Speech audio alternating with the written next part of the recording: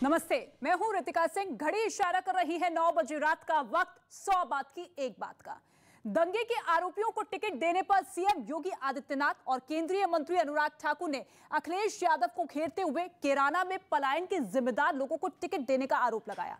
लखनऊ में समाजवादी पार्टी के दफ्तर के बाहर टिकट नहीं मिलने से नाराज पार्टी के एक कार्यकर्ता ने पेट्रोल डालकर आत्महत्या करने की कोशिश की। छत्तीसगढ़ के सीएम भूपेश बघेल के खिलाफ नोएडा पुलिस ने कोरोना नियम को तोड़ने के आरोप में महामारी एक्ट के तहत केस दर्ज कर लिया और भारतीय जनता पार्टी ने उत्तर प्रदेश विधानसभा चुनाव जीतने के लिए मास्टर प्लान बनाया, जिसके तहत अमित शाह पूरे राज्य का दौरा करेंगे। उत्तर प्रदेश की राजधानी लखनऊ में उस वक्त हंगामा मच गया जब समाजवादी पार्टी के दफ्तर के सामने एक कार्यकर्ता ने खुद को आग लगाने की कोशिश की। उसने आरोप लगाया कि समाजवादी पार्टी के लिए कई साल मेहनत करने के बावजूद उसे टिकट नहीं दिया गया और इतना कहते हुए उसने खुद पर पेट्रोल उड़ेल दिया, जिससे वहां अफरा तफरी मच गई। पुलिस वालों ने फौरन उसे दौड़कर पकड़ा और आत्मदाह करने से रोक लिया। समाजवादी पार्टी कार्यकर्ता होने का दावा कर रहे आदमी ने आरोप लगाया कि उसके साथ पार्टी ने पक्षपात किया, जिसकी वजह से वो जान देने के लिए पार्टी ऑफिस के सामने आ पहुंचा। आप रोक लो, आप थाने में बंद कर दो, आप जेल में बंद कर दो। चुनाव आचार संहिता लागू होने और हंगामे की वजह से वहां तैनात पुलिस की टीम में इजाफा कर दिया गया। पुलिस वाले एसपी कार्यकर्ताओं को लाउडस्पीकर की मदद से वहां से हटाते नजर आए। पार्टी कार्यालय के सामने आज फिर से एक बार पुलिस का भारी दस्ता मौजूद है। वहीं जब इस मामले में समाजवादी पार्टी के अध्यक्ष अखिलेश यादव से सवाल किया गया तो उन्होंने इसे बीजेपी की साजिश करार दिया। जानकारी कर लेंगे कि वो असली आदमी, भारतीय जनता पार्टी कुछ भी कर सकती थी चुनाव से पहले, इसके लिए तैयार रहिए आप। खुदकुशी की कोशिश करने वाले शख्स ने दावा किया कि वो पिछले 27 सालों से पार्टी के साथ जुड़ा हुआ था, लेकिन उसकी जगह किसी और को टिकट दिया जाना उसे नागवार गुजरा और इसी वजह से वो खुदकुशी करने पर मजबूर हो गया। हालांकि पुलिस ने उस पर फौरन काबू पा लिया और अपने साथ थाने ले गई। 100 बात की एक बात यह कि समाजवादी पार्टी के दफ्तर के बाहर हंगामा करने वाले इस शख्स ने अपना नाम ठाकुर आदित्य बताया, जो कि अलीगढ़ से टिकट की मांग कर रहा था।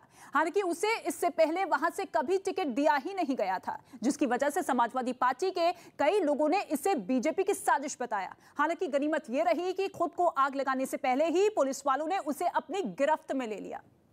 उत्तर प्रदेश में विधानसभा चुनाव से ठीक पहले मची सियासी भगदड़ के बीच कानपुर के पूर्व पुलिस कमिश्नर असीम अरुण बीजेपी में शामिल हो गए। पुलिस विभाग में असीम अरुण की 9 साल की सेवा बची थी, लेकिन उससे पहले ही उन्होंने राजनीति में एंट्री लेने का फैसला लिया और इसके लिए उन्होंने बीजेपी का दामन थाम लिया। यूपी बीजेपी के अध्यक्ष स्वतंत्र देव सिंह ने केंद्रीय मंत्री अनुराग ठाकुर की मौजूदगी में असीम अरुण को पार्टी की सदस्यता दिलाई। आदरणीय असीम अरुण जी को स्वागत और अभिनंदन करता हूं। बीजेपी की सदस्यता लेने के बाद असीम अरुण ने बताया कि उन्होंने पार्टी की विचारधारा से प्रभावित होकर बीजेपी ज्वाइन करने का फैसला लिया। किसी के पास कोई ऐसा फोन, ऐसी सिफारिश नहीं आई कि इस अपराधी को छोड़ दो या इसकी मदद करो। असीम अरुण को पार्टी का अंग वस्त्र पहनाने के बाद स्वतंत्र देव सिंह ने पार्टी में उनका स्वागत किया। असीम जी, स्वागत करता हूं और आपके आने से हमारा पार्टी का भी कद बढ़ेगा और हम सब का भी कद बढ़ेगा। असीम अरुण ने एक दिन पहले मुख्यमंत्री योगी आदित्यनाथ से मुलाकात की थी, जिसके अगले दिन उन्होंने बीजेपी का दामन थाम लिया। इससे पहले उन्होंने फेसबुक पर एक पोस्ट अपडेट किया था, जिसमें उन्होंने लिखा था कि उन्हें सीएम योगी आदित्यनाथ की तरफ से बीजेपी ज्वाइन करने का ऑफर मिला है, जिस पर उन्होंने खुशी जाहिर की। साथ ही उन्होंने इस बात पर दुख भी जताया कि वो अब पुलिस की वर्दी दोबारा नहीं पहन पाएंगे।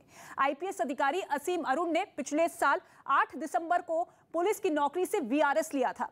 तेज तर्रार अफसरों में गिने जाने वाले असीम अरुण यूपी एटीएस के आईजी भी रह चुके हैं। उनके पिता श्री राम अरुण भी उत्तर प्रदेश के पुलिस महानिदेशक रहे हैं। लेकिन असीम अरुण के बीजेपी में एंट्री लेने के साथ ही सियासत भी गर्माती हुई नजर आ रही है। असीम अरुण को सदस्यता दिलाने के कार्यक्रम में पहुंचे अनुराग ठाकुर ने समाजवादी पार्टी पर सीधे तौर पर हमला बोल दिया, जिसके बाद यूपी की राजनीति में दंगे पर ऐसी जंग छिड़ी कि उसकी चिंगारी ने आग भड़का दी। समाजवादी पार्टी में वो जाते हैं जो दंगा करते हैं, भारतीय जनता पार्टी में वो शामिल होते हैं जो दंगइयों को पकड़ते हैं। अनुराग ठाकुर की ही तरह सीएम योगी आदित्यनाथ ने भी समाजवादी पार्टी के चरित्र पर उंगली उठा दी। अपराधी और माफियाओं को सत्ता में ला करके सत्ता को शोषण का प्रतीक बनाना, यही इनका सामाजिक न्याय है। बीजेपी की तरफ से तीर छूटे तो अखिलेश यादव ने भी जवाब देने में देर नहीं लगाई और असीम अरुण के बहाने बीजेपी को घेरने की कोशिश की। वर्दी में कैसे कैसे लोग छिपे हुए थे। भारतीय जनता पार्टी के लिए जिलाधिकारी और पुलिस कप्तान मिलकर के चुनाव लड़ रहे हैं। खबर है कि असीम अरुण कन्नौज सीट से बीजेपी के टिकट पर चुनाव लड़ सकते हैं। वो कन्नौज के ही रहने वाले हैं। 100 बात की एक बात यह कि असीम अरुण के बीजेपी में शामिल होते ही उत्तर प्रदेश में दंगे की लड़ाई एक बार फिर चुनाव में आ गई, क्योंकि लखनऊ पहुंचे केंद्रीय मंत्री अनुराग ठाकुर ने समाजवादी पार्टी में शामिल होने वाले नेताओं पर गंभीर आरोप लगा दिया। तो दूसरी तरफ कहा जा रहा है कि असीम अरुण कन्नौज से बतौर बीजेपी उम्मीदवार चुनावी मैदान में उतर सकते हैं। खबर तो यह भी है कि इस क्षेत्र में उन्होंने अपनी एक अलग ही पहचान बना रखी है, जिसका फायदा वो इन चुनाव में उठा सकते हैं। वहीं समाजवादी पार्टी की तरफ से जारी उम्मीदवारों की लिस्ट पर घमासान छिड़ गया है। केंद्रीय मंत्री अनुराग ठाकुर ने समाजवादी पार्टी को आड़े हाथों लेते हुए उनकी जारी की गई लिस्ट पर तीखा हमला बोल दिया। जो उनका प्रत्याशी नंबर 1 है समाजवादी पार्टी का, वो जेल में है। सूची देखेंगे तो शुरुआत जेल वाले से होती है और अंत इनकी सूची का होगा तो बेल वाले पर होगा। लगे हाथ उत्तर प्रदेश के मुख्यमंत्री योगी आदित्यनाथ ने भी समाजवादी पार्टी पर निशाना साधा। उन्होंने अखिलेश यादव को कैराना में पलायन के लिए जिम्मेदार लोगों को टिकट देने का आरोप लगाया गया मुख्यमंत्री की तरफ से। हिंदू व्यापारियों के पलायन के लिए जिम्मेदार लोगों को टिकट देना समाजवादी पार्टी और गठबंधन के चरित्र को उजागर कर देता है। कैराना से समाजवादी पार्टी के उम्मीदवार नाहिद हसन पर बीजेपी के इन हमलों का जवाब देने खुद अखिलेश यादव सामने आए और उन्होंने इशारों में यह ऐलान कर दिया कि नाहिद हसन की जगह उन्हीं के परिवार से किसी को पार्टी चुनाव में उतार सकती है। तो अगर उनको गिरफ्तार कर लिया है तो उनके परिवार में जिनके ऊपर एक भी मुकदमा नहीं होगा उनको टिकट देंगे। प्रशांत महासागर में मौजूद टोंगा द्वीप समूह के पास एक ज्वालामुखी विस्फोट से तबाही मच गई। यह ज्वालामुखी पानी के अंदर फटा, जिसकी वजह से प्रशांत महासागर के किनारे मौजूद देशों में सुनामी का अलर्ट जारी कर दिया गया। जापान की एक कंपनी ने इस विस्फोट की सैटेलाइट तस्वीर भी जारी कर दी है, जिसमें समुद्र की नीली सतह पर एक हरा धब्बा उभरता दिखा, जो देखते ही देखते पीले और फिर काले रंग में बदलता चला गया। एक दूसरी तस्वीर में समंदर के पानी में ज्वालामुखी फटने से हुई हलचल साफ दिखाई पड़ी। Last night there was this massive eruption. प्रशांत महासागर में हुए इस ज्वालामुखी विस्फोट ने कई देशों की नींद उड़ा दी। सबसे ज्यादा तबाही न्यूजीलैंड के तटीय हिस्सों में देखने को मिली। वहां तो समंदर का पानी शहर में दाखिल होने को बेताब नजर आया। नाव में मौजूद लोगों ने कूदकर अपनी जान बचाई। साथ ही ये आरोप लगाया कि उन्हें इसके बारे में पहले से कुछ बताया तक नहीं गया। इसके बाद न सिर्फ न्यूजीलैंड बल्कि जापान और अमेरिका के कई हिस्सों में सुनामी का अंदेशा लगाया जा रहा है, जिसकी एक तस्वीर कैलिफोर्निया से सामने आई। वहां पैसिफिया इलाके में समंदर का पानी पुल को डुबा देने पर आमादा दिखा, तो वहीं जापान में भी पानी का स्तर बढ़ते ही प्रशासन ने अपना पूरा जोर लगा दिया। वहां मुरोतो में तो समंदर के कहर में मछली पकड़ने वाली कई नाव डूब गईं, जिसके बाद पानी की तरफ न जाने का अलर्ट जारी कर दिया गया। 100 बात की एक बात यह कि प्रशांत महासागर में मौजूद टोंगा द्वीप समूह में कई छोटे बड़े द्वीप हैं, जिन पर इस वक्त डूबने का खतरा मंडरा रहा है। वहीं प्रशांत महासागर से लगे होने की वजह से जापान और अमेरिका के कई हिस्सों में इस ज्वालामुखी विस्फोट की वजह से एक दिन पहले ही सुनामी की चेतावनी जारी कर दी गई थी और इसी वजह से वहां सुरक्षा और राहत के इंतजाम मौजूद नजर आए। भड़काऊ भाषण मामले में यति नरसिंहानंद को हरिद्वार से गिरफ्तार कर लिया गया। उत्तराखंड के हरिद्वार में पुलिस ने भड़काऊ भाषण मामले में यति नरसिंहानंद सरस्वती को गिरफ्तार कर लिया। इस मामले में ये दूसरी गिरफ्तारी है। नरसिंहानंद को उस वक्त गिरफ्तार किया गया जब वो वसीम रिजवी उर्फ जितेंद्र त्यागी की गिरफ्तारी के विरोध में अनशन पर बैठे थे। समाज में जहर पैदा करने फैलाने का काम करता है, उसको कानून के तहत कड़े से कड़े प्रावधानों के तहत कार्रवाई होनी चाहिए। बीएसपी नेता सुधींद्र भदौरिया ने भी पुलिस की कार्रवाई का समर्थन करते हुए भड़काऊ भाषण देने वालों पर कड़ी कार्रवाई की अपील की। चाहे वो कितना भी बड़ा धार्मिक व्यक्तित्व हो, राजनीतिक व्यक्तित्व हो या कोई सामाजिक प्रतिष्ठा वाला व्यक्तित्व हो, उस पर कार्रवाई जरूर होनी चाहिए। यूपी के कानपुर में चेकिंग के दौरान एक गाड़ी से 50 लाख रुपए कैश बरामद किए गए। बताया गया कि ये गाड़ी इलाके के बीएसपी नेता शमशुद्दीन राइन की है। यूपी में बीजेपी जेडीयू गठबंधन पर बात नहीं बन पाई, जिसके बाद अब जेडीयू ने अकेले चुनाव लड़ने का ऐलान किया। कोरोना के खिलाफ वैक्सीनेशन का 1 साल पूरा हो गया। इस मौके पर प्रधानमंत्री मोदी ने ट्वीट कर इस अभियान से जुड़े लोगों की हौसला अफजाई की। इसके साथ ही उन्होंने लिखा कि भारत इस बात पर गर्व महसूस करता है कि हमारा देश टीकों के माध्यम से महामारी से लड़ने में योगदान देने में सक्षम है। 1 वर्ष में हमने जो सिद्धि हासिल की है उससे देश तो गौरवान्वित है ही। यूपी के मथुरा के वृंदावन से समाजवादी पार्टी के उम्मीदवार के खिलाफ पुलिस ने आचार संहिता के उल्लंघन का मामला दर्ज किया है। आरोप है कि एसपी उम्मीदवार देवेंद्र अग्रवाल और उनके समर्थकों ने पार्टी कार्यालय के उद्घाटन के दौरान ज्यादा भीड़ जुटा ली थी। मध्य प्रदेश के सिवनी पेंच टाइगर रिजर्व में कॉलर वाली बाघिन की मौत हो गई। 17 साल की इस बाघिन के नाम सबसे ज्यादा 29 शावकों को जन्म देने का रिकॉर्ड दर्ज है।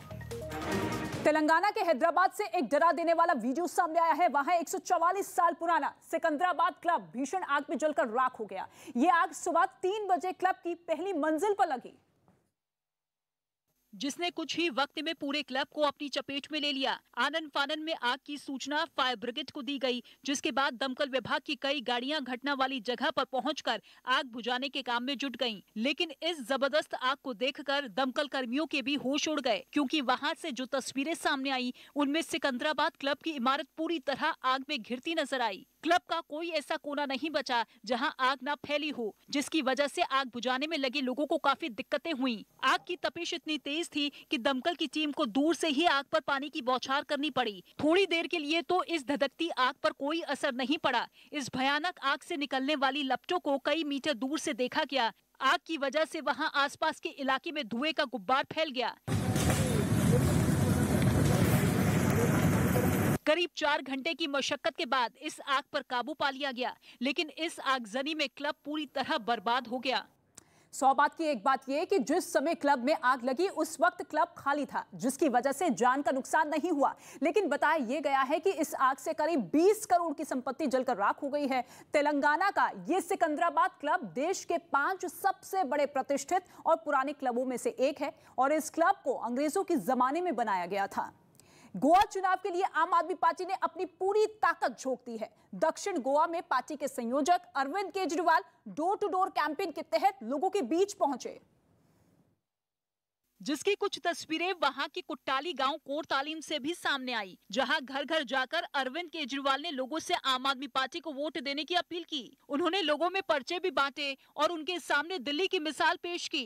दिल्ली में हमने बहुत काम किया है, गोवा में भी मौका मिलेगा, एक मौका देके देखिए। चुनाव प्रचार के दौरान एक महिला ने अरविंद केजरीवाल के पैर छू लिए तो एक बुजुर्ग ने केजरीवाल को गले लगा लिया और उन्हें ये भरोसा दिया कि गोवा की जनता उनके साथ है। आपको जिताने का है नहीं? हाँ, जरूर जिताएंगे। जिसके बाद अरविंद केजरीवाल ने भी ये दावा कर दिया कि गोवा में सरकार तो वो ही बनाएंगे। लोग बहुत एक्साइटेड है आम आदमी पार्टी को वोट देने के लिए और लोगों को चेंज चाहिए।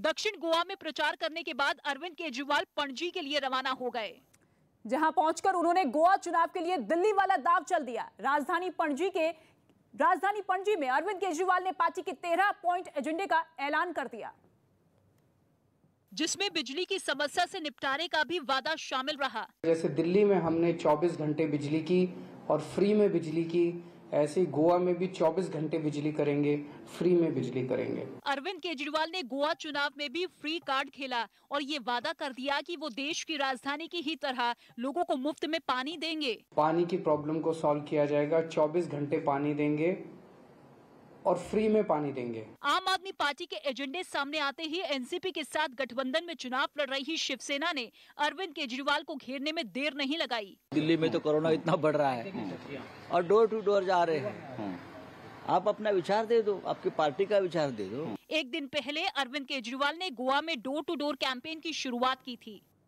100 बात की एक बात यह कि अरविंद केजरीवाल की पार्टी गोवा में लगातार मेहनत कर रही है। दिल्ली की तरह वहां भी आम आदमी पार्टी पानी और बिजली तो फ्री करने समेत कई ऐलान कर चुकी है। यहां तक कि अरविंद केजरीवाल का कहना यह है कि अगर गोवा में आम आदमी पार्टी की सरकार बनती है तो हर परिवार को 5 साल में कुल 10 लाख का फायदा होगा।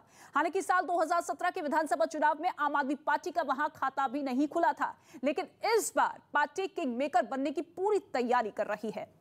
उत्तर प्रदेश की बीजेपी सरकार में मंत्री रह चुके दारा सिंह चौहान ने लखनऊ में समाजवादी पार्टी की सदस्यता ले ली है और इस मौके पर उनके साथ कई नेता और कार्यकर्ता भी समाजवादी पार्टी में शामिल हुए, जिनके स्वागत के लिए लखनऊ में कार्यक्रम आयोजित किया गया। जहां पार्टी के राष्ट्रीय अध्यक्ष अखिलेश यादव ने उनका दिल खोलकर स्वागत किया, वहां दारा सिंह को अखिलेश यादव ने लाल टोपी पहनाकर समाजवादी पार्टी का हिस्सा बताया। इसके बाद जब मंच पर दारा सिंह अपनी बात कहने आए तो वहां जिंदाबाद के नारे लगने लगे। दारा सिंह ने बीजेपी पर पिछड़ा वर्ग की अनदेखी का आरोप लगाते हुए सबका साथ सबका विकास की नीयत पर सवाल खड़े कर दिए। साथ तो सबका लिया, लेकिन विकास कुछ चंद लोगों का हुआ। इस मौके पर अखिलेश यादव ने भी बीजेपी को आड़े हाथों लेने में कोई कसर नहीं छोड़ी। मुख्यमंत्री योगी आदित्यनाथ के गोरखपुर से चुनाव लड़ने पर उन्होंने तंज कसा। अपने आप भेज दिया है तो जनता और हम सब लोग मिल करके पक्की उनकी विदाई कर देंगे।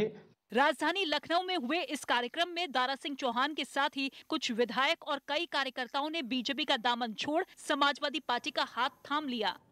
सौबात की एक बात यह कि उत्तर प्रदेश में चुनाव नजदीक आते ही दल बदल की नई तस्वीर देखने को मिलती है। कुछ दिन पहले बीजेपी की सरकार में मंत्री रहे स्वामी प्रसाद मौर्य ने समाजवादी पार्टी का दामन थाम लिया, तो अब पूर्व मंत्री दारा सिंह चौहान ने भी बीजेपी छोड़कर एसपी में अपनी जगह तलाश ली है, जिन्होंने अपने साथ सैकड़ों कार्यकर्ताओं के होने का दावा भी किया। बीजेपी ने उत्तर प्रदेश विधानसभा चुनाव जीतने और राज्य में फिर सरकार बनाने का मास्टर प्लान तैयार कर लिया है। खबर तो यह है कि उत्तर प्रदेश में कमल खिलाने के लिए गृह मंत्री अमित शाह खुद पूरे राज्य का दौरा करेंगे। हालांकि अभी दौरे की तारीख तय नहीं हो पाई है। बीजेपी के सूत्रों के मुताबिक पार्टी मौजूदा सांसदों को विधानसभा चुनाव में टिकट नहीं देगी। इसके अलावा पार्टी ने यह भी तय किया है कि एक परिवार में सिर्फ एक ही परिवार के एक ही सदस्य को टिकट दिया जाएगा, क्योंकि इसी रणनीति पर पिछले चुनाव में भी पार्टी ने 400 में से 373 के करीब टिकट सिर्फ कार्यकर्ताओं को दिए थे। भारतीय जनता पार्टी का दावा यह है कि पश्चिमी उत्तर प्रदेश में इस बार पिछली बार से भी ज्यादा सीटें मिलेंगी, क्योंकि किसान आंदोलन का यूपी में कोई असर ही नहीं था। यही नहीं, पार्टी आने वाले दिनों में जाट नेताओं से भी बातचीत कर मुद्दों को सुलझाने की कोशिश करेगी। इसके अलावा बीजेपी 5 चुनावी राज्यों में पंजाब में पीएम की सुरक्षा चूक के मुद्दे को भी भुनाने की कोशिश करेगी, और ऐसा इसलिए क्योंकि बीजेपी का दावा यह है कि पीएम की सुरक्षा में हुई चूक की वजह से लोगों में भारी नाराजगी है। बीजेपी ने यह भी दावा किया है कि जल्द ही समाजवादी पार्टी की नेता अपर्णा यादव पार्टी से जुड़ जाएंगी। हस्तिनापुर से अर्चना गौतम की उम्मीदवारी का हिंदू महासभा ने विरोध किया। यूपी के मेरठ की हस्तिनापुर सीट से कांग्रेस उम्मीदवार अर्चना गौतम की तस्वीरों पर हिंदू महासभा ने आपत्ति जताई और उन्हें प्रत्याशी बनाने पर विरोध जताया। हिंदू महासभा ने आरोप लगाया कि हस्तिनापुर से ऐसे प्रत्याशी को उतारना संस्कृति का अपमान है। अगर वो जीत गई तो अभिषेक अग्रवाल अपनी गर्दन घंटाघर पे खड़े होकर कटवाएगा, उनकी जमानत जब्त होगी। वहीं हिंदू महासभा के इस बयान पर अर्चना गौतम ने भी पलटवार किया। पहली बात तो मैं डरने वाली नहीं हूँ। आप किसी के कपड़ों पे लेके उसके कैरेक्टर को जज कैसे कर सकते हैं? अर्चना गौतम पेशे से मॉडल और अभिनेत्री हैं और वो साल 2014 में मिस यूपी और 2018 में मिस बिकनी इंडिया भी रह चुकी हैं। दिल्ली सरकार ने आने वाले दिनों में कोरोना के बढ़ते मामलों में कमी आने की उम्मीद जताई। इसके साथ ही दावा किया कि प्रदेश में 100% लोगों को कोरोना वैक्सीन की पहली डोज और 80% लोगों को दूसरी डोज लग चुकी है। लगातार तीसरा दिन था कि जिस दिन केसेस कम हो रहे थे।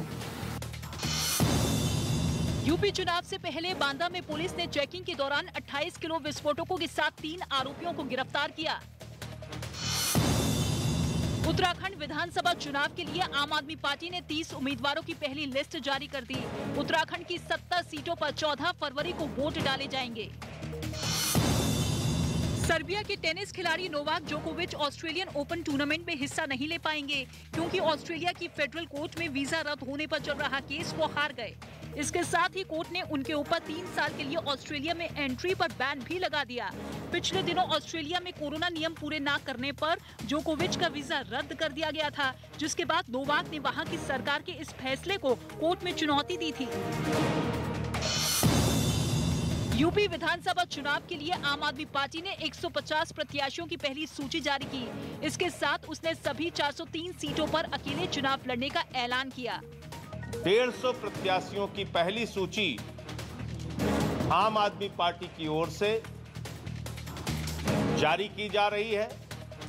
हिमाचल प्रदेश के कई जिलों में बीते 6 दिनों में हुई भीषण बर्फबारी से हालात पूरी तरीके से बिगड़ चुके हैं, क्योंकि राज्य के कई हिस्सों में बिजली सप्लाई ठप पड़ चुकी है और कई अहम रास्ते भी बंद हो चुके हैं, जिन्हें खोलने के काम में राहत टीमों को लगा दिया गया। लेकिन सड़कों पर जमी बर्फ के सख्त हो जाने से राहत टीमों को भी परेशानी पेश आ रही। शिमला के कई इलाकों में तो 4-5 फीट तक बर्फ जमा हो गई, जबकि कुछ इलाकों में बिजली की सप्लाई ठप पड़ जाने से पीने के पानी का संकट तक खड़ा हो गया। शीशे की तरह हो गई है, उसको हम लोग रास्ता बना रहे हैं तोड़ तोड़ के बिल्चे और पंजी से, और काफी मुश्किल का सामना करना पड़ रहा है। कमोबेश कुछ ऐसी ही तस्वीर राज्य के दूसरे हिस्सों से भी सामने आई। चंबा में हर ओर बर्फ ही बर्फ दिखी। पेड़, मकान और सड़कें सब पर बर्फ का कब्जा हो गया। बर्फ के बोझ से कई जगहों पर पेड़ टूट कर गिर गए, जिनकी वजह से रास्ते बंद हो गए और वहां से गुजरने वाली गाड़ियां रास्ते में फंस गईं, जबकि कुछ लोग अपनी गाड़ियों को धक्का देकर सुरक्षित ठिकानों की ओर जाते दिखे। सबसे ज्यादा असर बिजली सप्लाई पर पड़ा,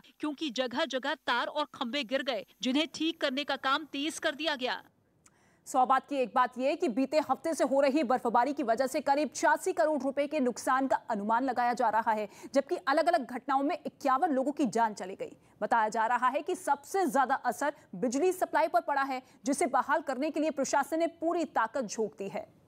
मुंबई के दहिसर से एक चौंका देने वाला वीडियो सामने आया है। वहां कुछ लड़कों ने एक घर के बाहर पहले हंगामा किया और फिर वहां मौजूद लोगों पर जानलेवा हमला कर दिया। बताया गया है कि ये सभी लड़के नशे में धुत थे। इस पूरी घटना का वीडियो वहां पास में लगे एक सीसीटीवी कैमरे में रिकॉर्ड हो गया, जिसमें साफ दिखा कि एक लड़का फिल्मी स्टाइल में हाथ में कैंची लिए एक घर के गेट पर पहुंचा और उसने कैंची मारकर गेट तोड़ने की कोशिश की। इतने में लड़के के कुछ और साथी भी वहां आ गए और वो लोग गेट तोड़कर अंदर घुस गए। इसके बाद उन लोगों ने वहां जमकर तोड़फोड़ की। इतना ही नहीं, एक लड़का तोड़फोड़ करके शांत होता तो दूसरा इस काम में लग जाता। वीडियो देखकर तो ऐसा लगा जैसे इन सभी लड़कों के सिर पर खून सवार हो। इस दौरान एक हमलावर हाथ में तलवार पकड़े भी दिखाई दिया। इस घटना की जानकारी मिलने के बाद पुलिस भी हरकत में आ गई। घर में बैठे थे तो ये लोग आ गए और उनके ऊपर अटैक किया है। 5 लोगों को हमने अरेस्ट किया है। बताया गया कि इस हमले में कई लोगों को चोटें आईं, जिन्हें इलाज के लिए अस्पताल में भर्ती कराया गया। 100 बात की एक बात यह कि इन हमलावरों ने इलाके में दबदबा बनाने के लिए हंगामा और मारपीट की, लेकिन इनका ये दांव उल्टा पड़ गया। पुलिस ने हंगामा मचाने वाले कई लड़कों को गिरफ्तार कर जेल भेज दिया है और बाकी फरार हमलावरों की तलाश इस वक्त जारी है। जम्मू कश्मीर के बारामूला से एक हैरान करने वाली तस्वीर सामने आई है। वहां एक इमारत में आग लगने से हड़कंप मच गया। बताया गया है कि शेरवानी हॉल नाम की इस इमारत में आग कैसे लगी, इसका पता नहीं चल पाया है, लेकिन इसने देखते ही देखते पूरी इमारत को अपनी चपेट में ले लिया। आग इतनी भयानक थी कि हॉल के अंदर से उसकी ऊंची ऊंची लपटें निकलती दिखाई दी और इन लपटों से निकलने वाला काला धुआं पूरे इलाके में फैल गया। जानकारी मिलते ही फायर ब्रिगेड की कुछ गाड़ियां घटना वाली जगह पर पहुंची और आग को बुझाने के काम में जुट गईं। इसी दौरान धधकती आग को देखकर वहां के डरे सहमे लोग भी जमा हो गए। हालात को काबू में करने के लिए कुछ देर के लिए वहां एक तरफ के ट्रैफिक को भी रोक दिया गया। कुछ घंटे की मेहनत के बाद दमकल विभाग के कर्मचारियों ने आग को बुझा दिया, लेकिन तब तक हॉल का ज्यादातर हिस्सा जलकर राख हो गया। 100 बात की एक बात यह कि लकड़ी के बने होने की वजह से हॉल में आग तेजी से फैल गई, जिस पर काबू पाना दमकल की टीम के लिए काफी मुश्किल हो गया। हालांकि स्थानीय लोगों की मदद से फायर ब्रिगेड की टीम ने आग पर काबू पा लिया और हॉल के खाली होने की वजह से कोई हताहत नहीं हुआ। उत्तराखंड चुनाव से जुड़ी एक बड़ी खबर सामने आ रही है। सूत्रों के हवाले से खबर यह है कि बीजेपी नेता हरक सिंह रावत पार्टी छोड़ सकते हैं। वो इस वक्त दिल्ली पहुंचे हैं। बताया यह जा रहा है कि हरक सिंह रावत अपनी बहू के लिए लैंड डाउन से टिकट मांग रहे हैं। ये बड़ी खबर, उत्तराखंड सरकार में मंत्री हरक सिंह पार्टी छोड़ सकते हैं। हरक सिंह जो कि अपनी बहू के लिए टिकट मांग रहे हैं।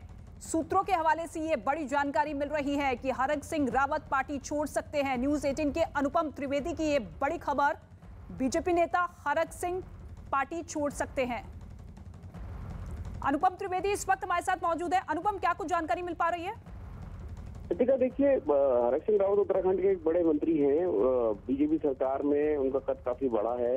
वो लगातार 2 मांगे उन्होंने रखी थी। एक अपनी बहू के लिए वो टिकट मांग रहे थे, एक अपनी जो प्रेजेंट सीट है कोटद्वार, वहां से उन्होंने अनिच्छा जताई थी चुनाव नहीं लड़ने की, किसी दूसरी सीट पे कह रहे थे कि मुझे लड़ाओ। वो मांग तो पार्टी ने मान ली है, लेकिन उनकी बहू को टिकट देने की बात पे अभी भी सस्पेंस है। पार्टी बहुत तैयार है नहीं, और इस बात को जानते हुए हरक सिंह रावत आज दिल्ली की तरफ गए हैं। उनके साथ एक विधायक देहरादून के हैं उमेश शर्मा का, वो भी उनके साथ है।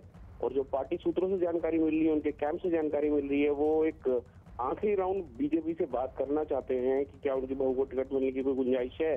अगर नहीं मिलती है तो हो सकता है कि वो अपना जो बीजेपी है उसको छोड़ दें और कांग्रेस की तरफ वो आगे बढ़े। पहले भी उनकी कांग्रेस से कुछ राउंड बातचीत चली है, तो फिलहाल का भी ये डेवलपमेंट है। और कल का दिन बहुत महत्वपूर्ण होगा दिल्ली में, जब हरक सिंह रावत अलग अलग पार्टी नेताओं के मन को टटोलेंगे। जी ठीक है, शुक्रिया अनुपम त्रिवेदी इस तमाम जानकारी के लिए। अलवर रेप केस मामले में गहलोत सरकार ने सीबीआई जांच कराने का फैसला लिया। अलवर में हुए नाबालिग लड़की से रेप केस की जांच सीबीआई को सौंपने के लिए राजस्थान में बीजेपी जोरदार प्रदर्शन कर रही है, जिसके बाद अशोक गहलोत सरकार ने मामले की जांच सीबीआई से कराने का फैसला लिया।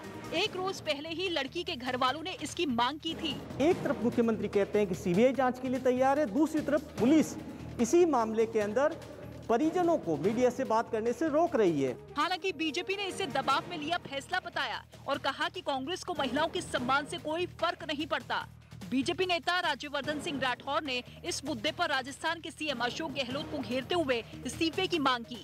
राजस्थान सरकार बहुत सारी चीजें दबाने की कोशिश करती है और इसीलिए हम सब की डिमांड ये है कि इसमें सीबीआई की जांच होनी चाहिए। महाराष्ट्र के पुणे में महिला की बहादुरी का एक वीडियो वायरल हो गया, जिसमें वो महिलाओं और बच्चों से भरी बस की ड्राइविंग करती दिखी। बताया गया कि इस बस के ड्राइवर को अचानक दौरा पड़ा, जिससे वो बस चलाने के काबिल नहीं रहा। इसके बाद बस में बैठी इस महिला ने ड्राइविंग सीट की कमान संभाली और 10 किलोमीटर तक बस चलाकर ड्राइवर को अस्पताल में भर्ती करवाया। यूपी में समाजवादी पार्टी के 2 एमएलसी घनश्याम लोधी और शैलेंद्र सिंह बीजेपी में शामिल हो गए। 2 दिन पहले इन दोनों विधायकों ने पार्टी से इस्तीफा दिया था। उपेक्षा हुई इसलिए छोड़ दिया समाजवादी पार्टी। और मुलायम सिंह यादव की बहू और समाजवादी पार्टी की नेता अपर्णा यादव के बीजेपी में जाने की अटकलें तेज हो गयी। इसके बाद शिवपाल यादव ने उन्हें पार्टी में रहकर काम करने की नसीहत दी। उन्हें देखिए शपथ में ही रहना चाहिए। पंजाब बीजेपी ने चुनाव आयोग को एक खत लिखा, जिसमें पंजाब विधानसभा चुनाव को एक हफ्ते के लिए टालने की अपील की।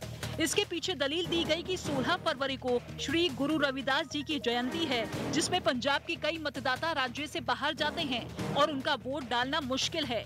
एक दिन पहले पंजाब के सीएम चरणजीत सिंह चन्नी ने भी इस मुद्दे पर आयोग को चिट्ठी लिखी थी। पंजाब की 117 सीटों पर 14 फरवरी को चुनाव है। बिहार के नालंदा में जहरीली शराब मौत मामले में नीतीश सरकार पर विपक्ष ने जोरदार हमला बोला। इस घटना के लिए आरजेडी ने मुख्यमंत्री नीतीश कुमार को जिम्मेदार ठहराया और इस्तीफे की मांग कर दी। इस घटना में अब तक 11 लोगों की मौत हो चुकी है।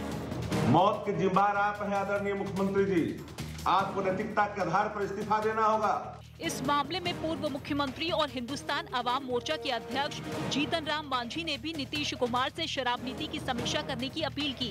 कृषि कानूनों को जब प्रधानमंत्री बैक कर सकते हैं तो शराब की नीति पर समीक्षा न किया जाए, इसकी कहाँ की बात है। विपक्ष के हमले के बाद जेडीयू ने इस मामले से जुड़े आरोपियों पर कड़ी कार्रवाई का भरोसा दिया। सरकार मजबूती से हर मामले में कार्रवाई करती है, इस मामले में भी कार्रवाई होगी।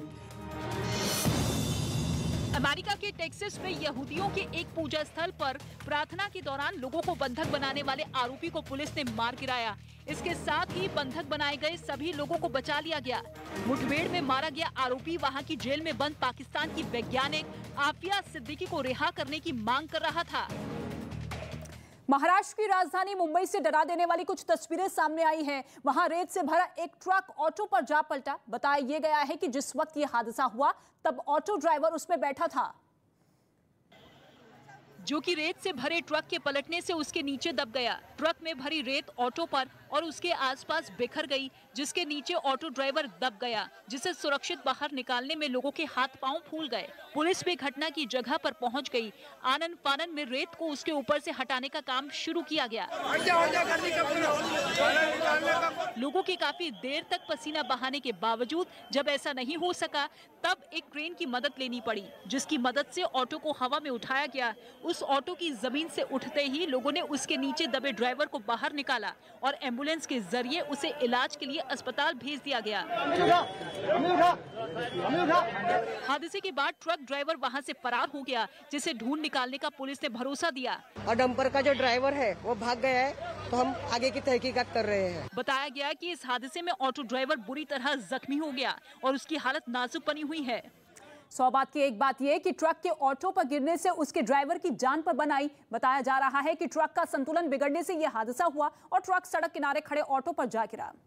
उत्तराखंड के चमोली से एक हैरान करने वाला वीडियो सामने आया। वहां पहाड़ी इलाके में सड़क ना होने की वजह से एक गर्भवती महिला को हॉस्पिटल तक पहुंचाना मुश्किल हो गया, जिसके बाद गांव के लोगों ने उसे एक पालकी में बिठाकर कंधे पर उठाया और खुद ही अस्पताल की तरफ निकल पड़े, जिसमें सबसे आगे महिलाएं चलती रहीं और उनके पीछे पुरुषों ने कंधे पर पालकी उठाई। वो लोग ऊबड़ खाबड़ रास्तों से जूझते हुए आगे बढ़ते दिखाई दिए। गांव वालों ने आरोप लगाया कि सड़क ना होने की वजह से वहां एम्बुलेंस तक नहीं पहुंच पाती, जिसकी वजह से कई बार लोगों को जान से भी समझौता करना पड़ा।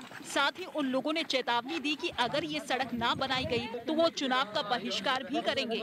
रोड के संबंध में यहाँ से देहरादून, गोपेश्वर और पौड़ी तक रोड की फाइल गई है, जहां से कि अभी डिक्लेरिफिकेशन नहीं मिल पा रहा है। महिला को अस्पताल ले जा रहे लोगों ने ये वीडियो बनाकर सोशल मीडिया पर पोस्ट भी किया। साथ ही इसे ज्यादा से ज्यादा लोगों तक पहुंचाने की अपील भी की, ताकि जितनी जल्दी हो सके उनके इलाके की सड़क तैयार हो सके।